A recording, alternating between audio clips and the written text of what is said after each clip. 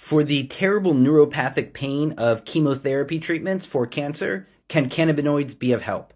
Yes, they are absolutely worth exploring, and I will share a great paper that has some cool charts that just came out this week, as well as some other related research.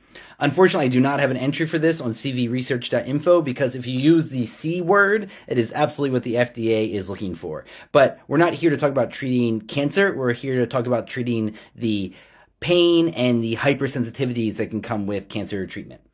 I'm Lex Pelger. I do Canna education for CV Sciences, the makers of Plus CBD, who has excellent CBD, THC, and PEA products that are worth exploring for pain. So this paper just came out, and I highlighted it in my Cannabinoids and the People newsletter that has all the new cannabinoid science each week. Unfortunately, it is behind a paywall of $100. But they do have the charts publicly available, and the charts are mwah. And if you know me, you know I love a good chart. First, here's a great chart on the different types of pain, because pain comes in many different forms. And today we're focused on neuropathic or nerve pain, but for each of these different types of pain, you have evidence of the cannabinoids helping. But the neuropathic pain is one of the ones that we have the hardest trouble treating. There aren't any great treatments for it besides zapping the nerves or heavy-duty painkillers that eventually start to wear off. By the way, as you can see here, you have central neuropathic pain that is in the spinal cord or seems to be in the brain itself. You have peripheral neuropathic pain, which is pain of the nerves in the periphery of the body. And then here you can see mixed cancer pain. That's just cancer pain can be a lot of different types of pain. It can include hypersensitivities and things like that, as well as neuropathic pain.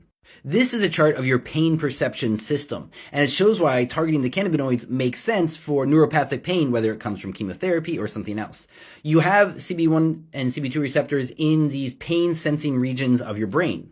You also have them here in your dorsal horn, part of the spinal column where the ascending and descending pain pathways live. So if less pain transmission are getting through, you should feel like you're having less pain.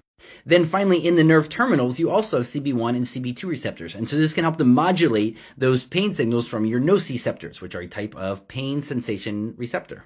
So when you have certain forward-thinking hospitals, like in Israel, where cancer wards simply have volcano vaporizers filled with cannabis vape, that is the way that this should all be moving. As safe as the cannabinoids are, patients are saying, yes, the science background here makes sense because I'm feeling the benefits. CBD also has a good bit of evidence for helping with neuropathic pain. In this case, it's chemotherapy-induced neuropathic pain working in the spinal column via toll receptors.